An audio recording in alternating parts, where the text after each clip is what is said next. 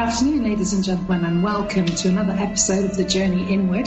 Today I'm joined with Gareth once again, and we're going to discuss a very controversial topic, I'd say, death. Gareth, good afternoon. Welcome to the show. How are you today? Hey, Venerina, how you doing? It's great to be back on The Journey Inward. And yeah, you're right. We are discussing a kind of, in a way, a controversial topic, even though it's very normal and a part of life. It's something that I guess we kind of know it's coming, but we pretend it isn't. Yeah, I think controversial is probably the wrong word to use. Maybe, should I say taboo subject? Yeah, that might be better, yeah. People don't like to talk about death, do they? No, we like to live in the illusion that it's not going to happen. And that life is forever, perhaps. Yeah. Yeah, you really do kind of put it on the back burner. Yeah, we try to delay it as much as possible, but we don't actually know when it's coming, do we? Right, yeah. But I kind of want to take an angle on what does death mean to you, Gareth? Is it the end? Is that it? Is it game over? The way I look at it, and my view has changed, throughout my life. But how I look at death today, it's like getting out of one car and getting into another. It's the end of one thing and the beginning of something else. Yes. For a lot of people, death means so many different things, doesn't it? Yeah. I mean, to some people, in the belief that there is an afterlife. Do you believe in an afterlife? I have to ask this question first. I never used to, but I do now. I think there is something after this reality, but I'm not sure what.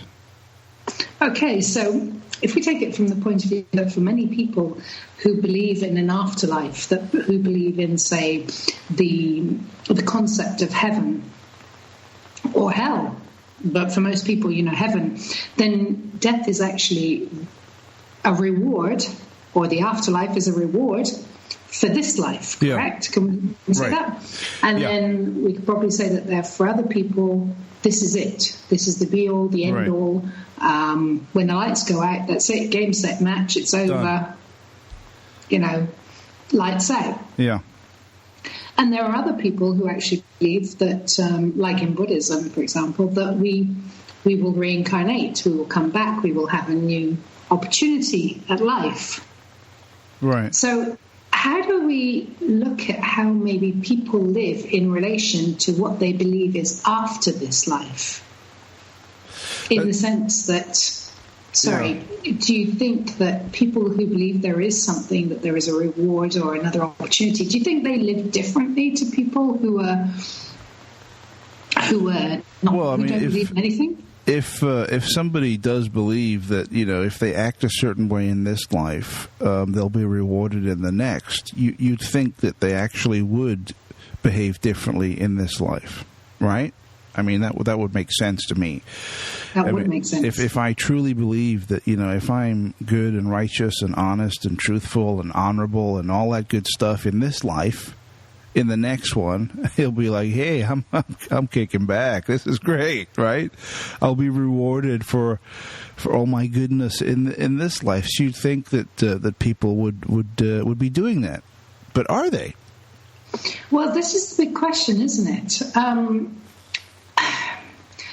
I don't like to say that. Yeah, actually, I have to be careful what I say here. But yeah, I mean, so many wars have been fought, haven't they, in the name of Christianity? Right. And Christianity is one of the biggest culprits for saying that if you behave exactly with all the qualities you've just mentioned, then you will have a reward, which is heaven. Exactly. Yes. But then we go and bomb the crap out of our neighbours. So where, isn't there a hypocrisy? Oh yeah, it's huge hypocrisy. I mean, obviously there are devout Christians out there who really do live their lives as strictly as they possibly can to get that reward. Okay, those people are out there and they do exist, but the feeling I have is that they're definitely in the minority. I think that the vast majority of Christians, and please replace the word Christian with any other religion you see fit, I'm just using that right now, are giving it lip service. Right? They're doing it because it's more cultural than, you know what, I really believe this and I'm going to do the best I can. Yeah. I also find that, I don't know, I've been looking around at different things for a long time related to religious beliefs, and I find that, I'm sorry, I shouldn't say this on public radio or on the internet, but I find that Jehovah's Witnesses are the worst. I mean, if their child needs an operation, or if somebody in their family needs an operation, my understanding is that they can't have the operation because that's the will of God. So you're prepared to let your child die because you think that's the will of God. Yeah. But then isn't it the will of God that we have doctors that help us, or medical services that help us? Well, I mean, I guess you could look at it that way. I find that whole thing, though, it's the will of God to be kind of honorable in a way. I mean, it's like, as much as you love your child, you're surrendering to your faith. That's not to say that I don't think they're mental, because I do, but I kind of respect that kind of, this is the way it is. It kind of does away with the whole hypocritical nonsense that you get with most religious people. If you see what I mean. Yeah, no, I see where you're coming from. And my argument, though, is that yes, the disease may be the will of God, but isn't it the will of God that we have, medical intervention that can help? This is, isn't that the will of God, that hospitals exist, that we have the knowledge? I mean, it seems to me that they're just taking it to one extreme without looking at the other extreme. Right. And the way I see it nowadays, I don't know, I think everything has become an extreme. People are dying.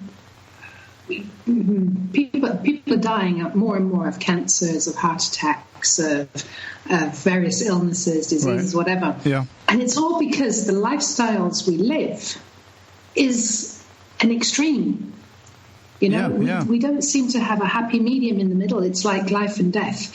When a child comes into this world, everybody celebrates because the child's born. When a person departs from this world, we go into this state of, I'm not saying almost despair, but we do, don't we? Well, so it's mourning. You mourn. Yes, you mourn the loss of a family member, a friend.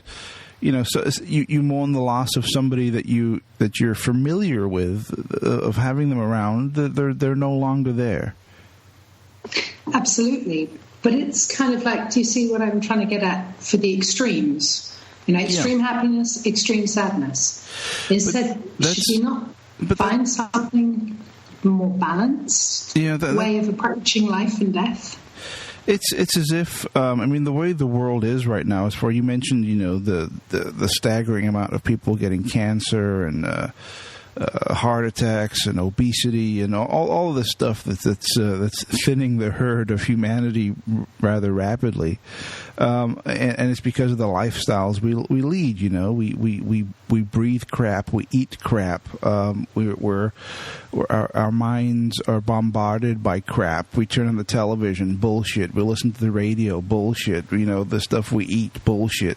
It's as if we're bombarded on all angles of our existence, just to mess with us, to kill us, to get us done, to get it, to get the work out of us, and then you're out of here. I don't want to get all paranoid and crazy, but it's as if it's done on purpose. It's as if society is set up to mess with you, to get it over with. we already mentioned, didn't we, on one of the Mindset podcasts about people being self-employed, that nowadays they're being punished for being self-employed. Yeah. And so, like you said, it's like everything's set up that we just come into this world. Once we're in this world, then we have to do our duty towards society, our obligations towards the state, the governments, the country, whatever. And then when it's up, when our time's up, that's it. Thank you very much for your service. Goodbye. If you're self-employed in between, we don't want to know about you. I've often thought, too, and this might be really paranoid and a little crazy, is that, the longer you live, the more you start to figure things out, right? And the more you start to see the big picture and how things really work. Right, as you get older, veils are removed from your eyes as you move forward, and you think, oh, now I get it. Now I know that I'm being ripped off every second of the day by certain people in power, and things start to get revealed to you. So it's like, if you do manage to get to be 70 or 80 and in relatively good health, and if you're a thinking person, you'll kind of figure it out.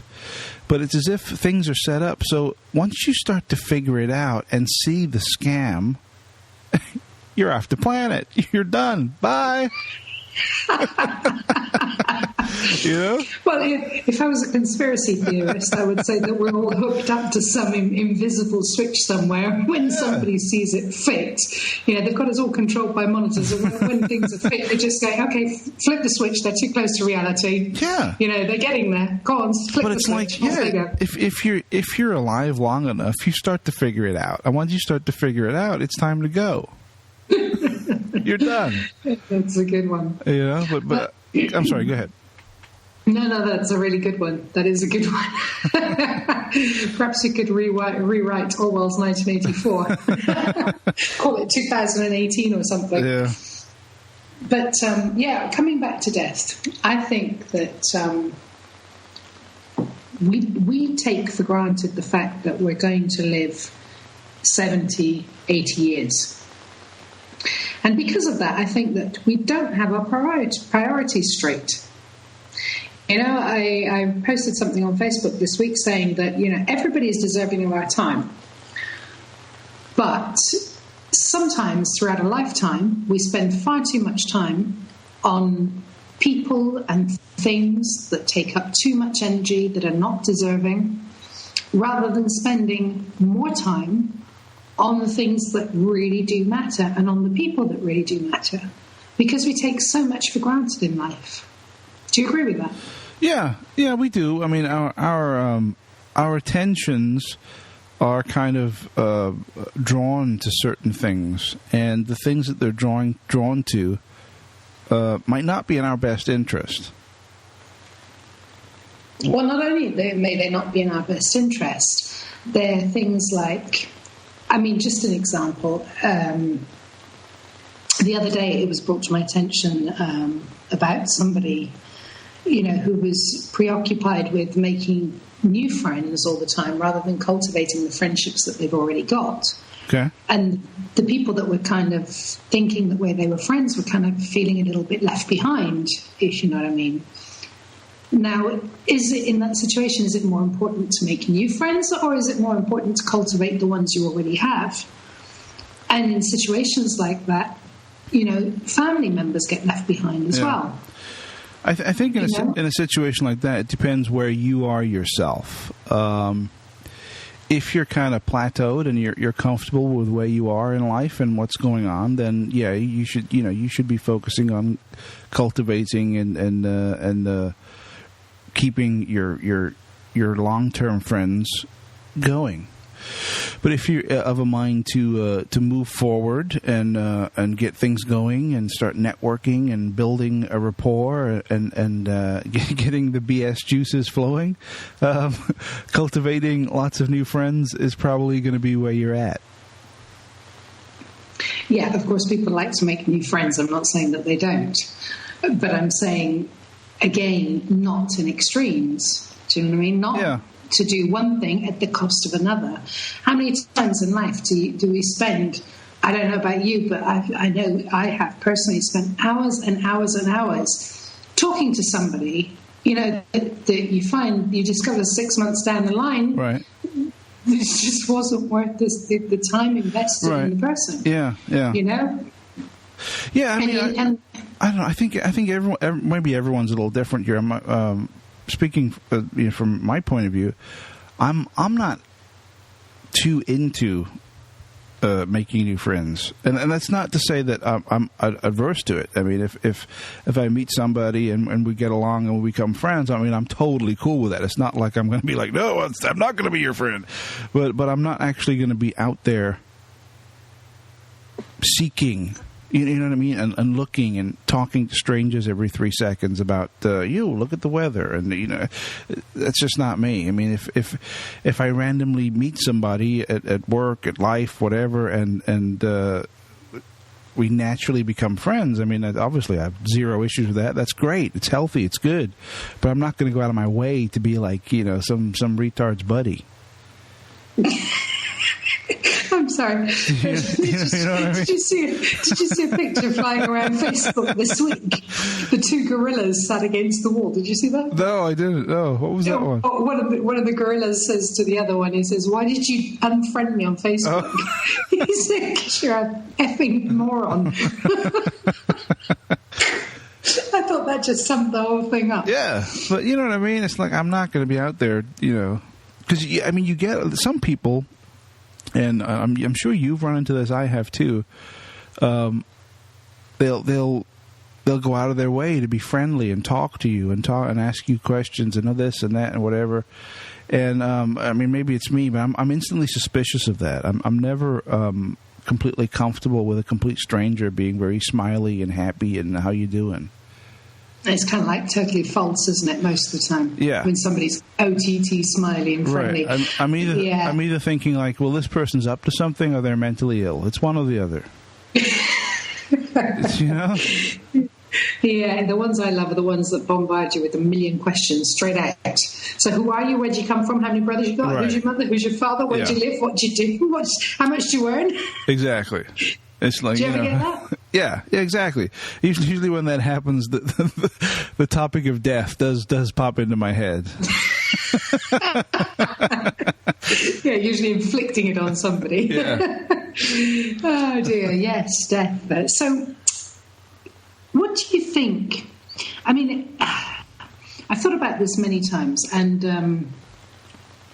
I think that we do need to adjust our lifestyle a little bit more. I mean, I hate to sound like the Dalai Lama when I say this, but I do think that we need to find the happy middle ground in life so that we can, either if there is something, if you believe there's something afterwards, to prepare for this middle after, the middle ground afterlife, or, just try and approach death with sorry. I'm going to recap. Okay. This week, I lost my uncle, and I get kind of every time we lose somebody, don't we? We start thinking about death again, and then I don't know about you, but I start trying to put my life back into perspective, or it puts a lot of things into perspective for me. But it's like human nature seems to be that we need a shock, or we need something to happen for us to reevaluate to kind of snap you out of it and the way we live. So in a way, I started thinking this week, we do this every time, but isn't that selfish? Are we not making then the loss that we've just had about ourselves? So isn't our whole attitude towards mourning very selfish? Oh, absolutely. I would agree with that completely. I think it's very, very selfish. But I wouldn't say it in a bad way. I mean, you're it's the familiarity you have with somebody, or forget a person. Let's just say you have a favorite, I don't know, book that you've had since you were a kid, and you still thumb through it and read it, and your house burns down, or you leave it in the taxi somewhere, or you're going to mourn the loss of that book, because you're so familiar with it, and it's gone. You're going to be like, it's going to be heartbreaking, right? And it's the same with people. Somebody you have an intimate interaction with. You see them every day or every couple of weeks, and you're glad to be around them. You're happy with them, and then suddenly they're gone. the loss of that interaction is what you're mourning. You know, that you're never going to be able to do that again. But surely, if we believe in an essence, or we believe in... I'm very much a believer that everything's connected, that we're all connected to each other, we're all connected to everything around us. And so, and I also believe that we do have this Kai, this essence which gives us life, you know, if we want to call it soul or energy or Kai, whatever we want to call it. I believe that there is something in us that gives us the breath of life. Now, when the shell departs and we've only got this essence of life left, surely we can still communicate with that essence. If we all come from the same source, and if we're all going back eventually to the same source, right? So what are we actually mourning? We're mourning a shell. Yeah, it's you know, I mean, everything you're saying makes sense. Don't get me wrong, and I'm not disagreeing with you. But just to be a little bit devil's advocate here, I mean, there's a lot of ifs in what you're saying there. If we have this, if we have that, if this, if that. You know, you might be 100% on the money, or not, right? You might be completely wrong or completely right, or somewhere in the middle. There's no way we know. This is all speculation. All we know is that when a family member or a friend dies, you're no longer going to be interacting with them the way that you have done in the past, and you're going to miss that. Absolutely. But does that not make us attached to the materialistic of what we see rather than what we feel or sense? No, well, no, not really, because when you become friends with somebody or intimate with somebody, and you have a relationship with somebody, it might start off you're associating with the physical, but then it goes beyond that. You're connecting with the person, not the. You're connecting with the driver of the car, not the car. So you're saying exactly the same thing I'm saying, only in two different languages. Maybe, I don't know. You're saying the same thing I'm saying, because I'm basically saying, you know, that we attach too much sometimes to the car rather than the driver. Well, and some more than the car, not the driver. And sometimes, well, maybe most of the time, I don't know. You might have noticed this too. Is that maybe most people don't consider themselves as the driver; they're the car. And you see flashy cars driving around the place, right? You know, you see people the same way. You know, they're immersed in refurbishing themselves, right? They're polishing the windshield of their car and getting new tires and right? You know. Forgive us, listeners. You know, we're not comparing you all to cars. No, but it's just. I think it's a good analogy, right? Because you figure, because if an alien landed tomorrow and was completely foreign to mankind or whatever, and saw a car driving down the street and turning and making intelligent movements, would it not think that the car was the whole deal? You know, they wouldn't necessarily realize that there's this creature inside it driving it around. They might look at the car and think, "Oh, well, look, there's the life form right there." And it's the same with people. You know, we forget that our bodies are a machine or a shell, a vehicle that we use to traverse this reality, and the driver is inside us, operating the machine, but most people are not aware that they have a driver, and even those that are aware they have a driver still don't know who their driver is. Well, surely this is where I think we need to, when I say get our priorities straight in life, surely we need to concentrate on the driver more than the car. I would agree. Or find a happy balance between the driver and the car. Yes, I would agree.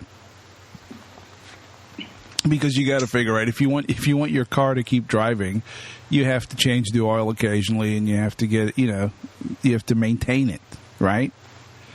but by maintaining it doesn't mean going over the top and getting it lowered and changing the paint and this and that and going mental. You just need to take it in, have the engine serviced every once in a while to keep it going. And it's the same thing with your body, right? You got to try and eat right and exercise and do the things you do to keep your body going if you want to stick around in this reality. Now, this brings up an interesting point. Why would you want to stick around in this reality? Ooh, that's a $30 billion question, isn't it? Because nobody thinks about that. Nobody thinks about everyone. They I got to live. Hey, I want to stick around for as long as I can. But why? Well, it depends. I think if you ask that question to how many people are there now on the planet, 7 billion of us. Yeah. So if you ask the 7 billion people that same question, you would get 7 billion answers, I expect.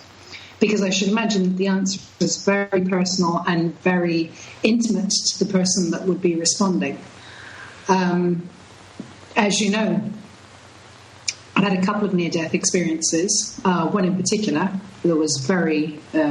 I actually did die for a while. And I know that my motivation to keep living is to help other people. On the verge of death, that was the only thing I wanted to do, was help others, to make others' lives a bit happier, a bit better, a bit more comfortable. And I think that, like I said, 7 billion people will give you 7 billion different answers. What's your motivation for living? I don't really have one, actually. You must have. Your children? Yeah, I guess.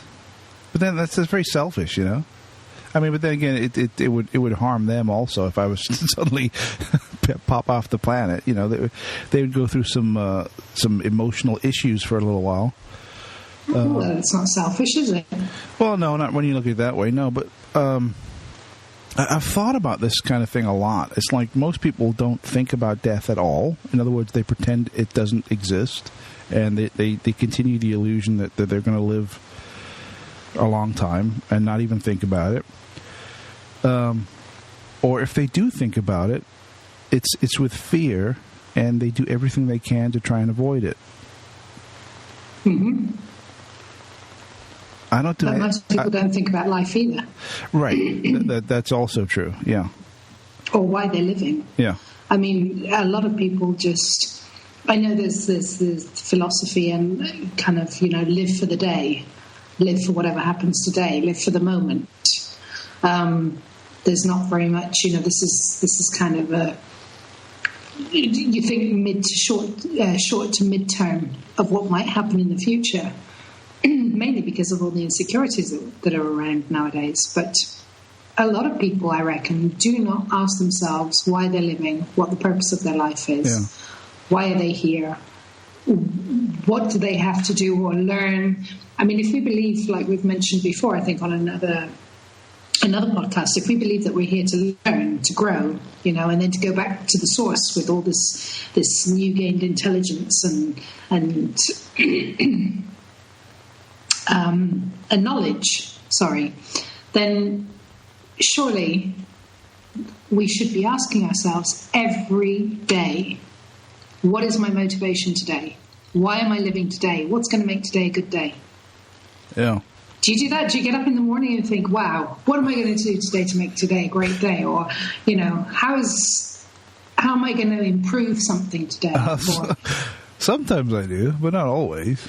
I think most of the time you just wake up and just see what happens, And that's most people's lives, really, isn't it? Come on.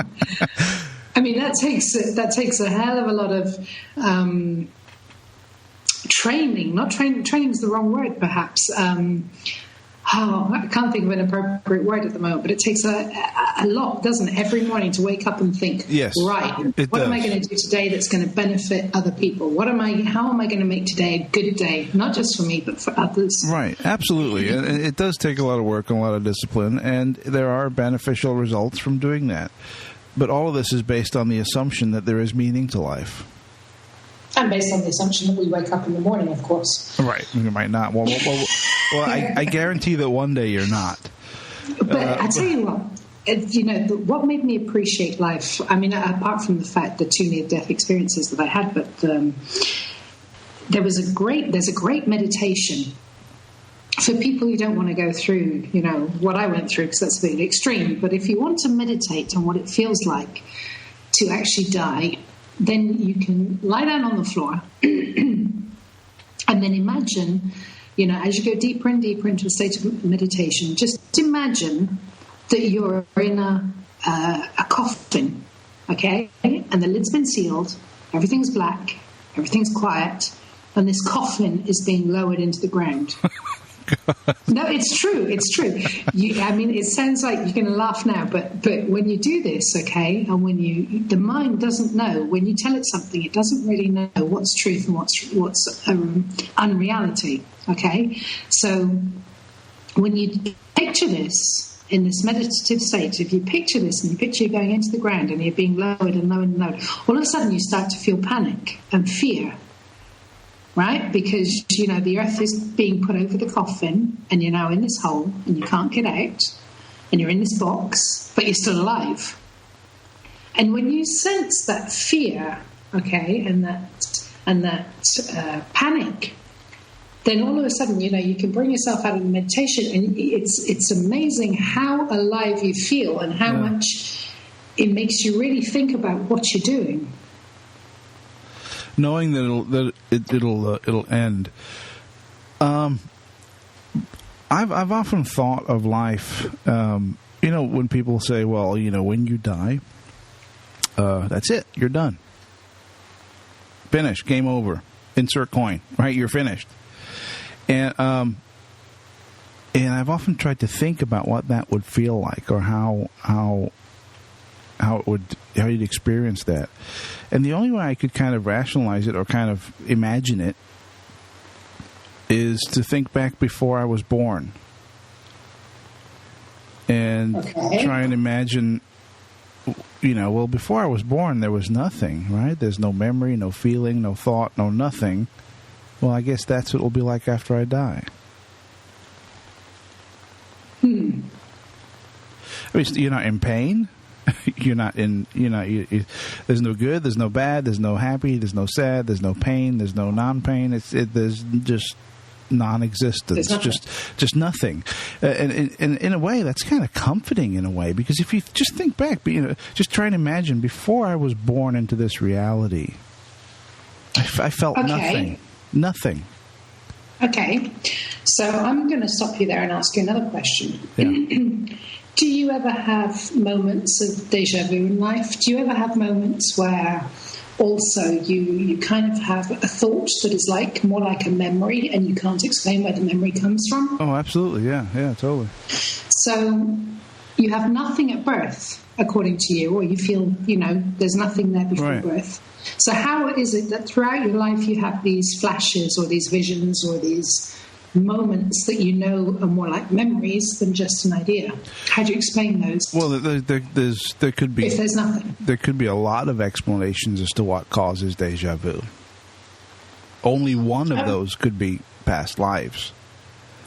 Just because you have that experience doesn't necessarily mean that there you go, sealed. That's it. Reincarnation's real. There could be a million things causing those feelings. Absolutely, and I'm not just talking about deja vu. Have you ever met somebody that you couldn't trust? You couldn't explain why, but you just knew you couldn't trust them? Oh, yes. Or on the other hand, have you met somebody that you really, really liked, you got on just like that, house on fire, and you can't explain why you really, really like this person? Yes, many times. Yes, very true. On both counts. I've met both kinds of people many times, yes. I think we all have, yeah. Which is a good thing. But, it doesn't explain that there must be some kind of memory there, even though we're not consciously aware of it? Not necessarily. Okay. I mean, I'm not disagreeing with you. I'm kind of being devil's advocate, because there could be a million other things that might be going on there.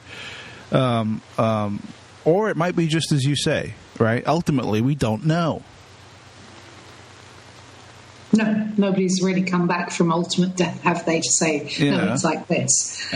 I mean, I know that when I died... Well, let's talk about that for a little bit.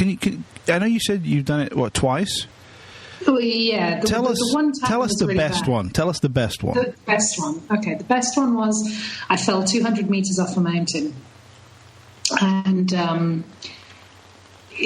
I didn't, people ask me this, oh, you must have been rolling down. No, it wasn't complete rolling down. I did a part that I was rolling, I did a part free falling, I did a part that I have no idea what I did because I was already gone by then. But in the moment that I died, I was aware that I was dead. And this is the weird thing. I was aware that the body and whatever it was, this energy of mine had separated. I was kind of aware of the body. I could see the body falling, but I felt nothing. I felt no pain. I felt, nothing. But I did feel an intense warmth. And, there was a brightness around me. Everybody says the bright light that they go to. Right. I didn't feel that bright light. I was going towards it. I felt that it was everywhere around me, the bright light. And it was just so warm and so peaceful. I mean, even in a meditative state, I have never been able to reach that peace or that feeling of peace. And everything stood still. It was just like everything was still. But that's the only recollection I have. Like you said, I don't have memories of family and friends. Okay, so you didn't. There were none of those. There was no kind thoughts. of interaction with other entities or anything like that. It was just the feeling. No, there was no thoughts whatsoever. It was just this bright, intense light all around me, the peace, the quiet, the very floaty, very, very floaty feeling. While I was floating in this nothing. It's euphoria, right? You get that kind of euphoric feeling, and it could be, they say that one of the explanations of death is the chemicals in the brain are kind of giving you a mild hallucination, kind of getting you ready for someone flipping the off switch. It could be that, or it could be that the soul or whatever it is kind of getting ready to move on to the next phase. But I know exactly what you mean. I mean, the closest I've come to death was many years ago, and I mean, this is kind of silly, but it really did happen. I was with some friends and I was eating a cookie. I was eating a biscuit, and I was munching away, and they were all laughing and joking. Someone said a joke or something that was funny, and I started laughing too with this big chunk of cookie in my mouth. And it lodged in my throat. Oh, right, and I couldn't breathe at all, and I couldn't breathe at all, and the feelings that you described right now, I experienced very much the same thing. Initially, it was panic. I started panicking and freaking out. And I could not get it out. I put my fingers in my throat, tried to grab it, and I couldn't. And I was panicking. And after a while, I just stopped panicking, and I became all nice and warm, and felt really cool and comfortable, and I felt good and positive, and everything started like glazing over. Mm-hmm. Everything I was looking around started to glaze over, and my vision started to restrict, and everything kind of got like very pinpointed, and it felt great. It felt really, really good. I'm not even joking. No, seriously, it felt very comfortable, very relaxing. Not a care in the world. Felt really, really good, and then I threw up. All over my mother's new carpet. And then when I threw, you came very close to death. I threw, on several different levels. But then I threw up, took in a huge intake of breath, and then suddenly I started to come back to normal, and and here I am, still on planet Earth.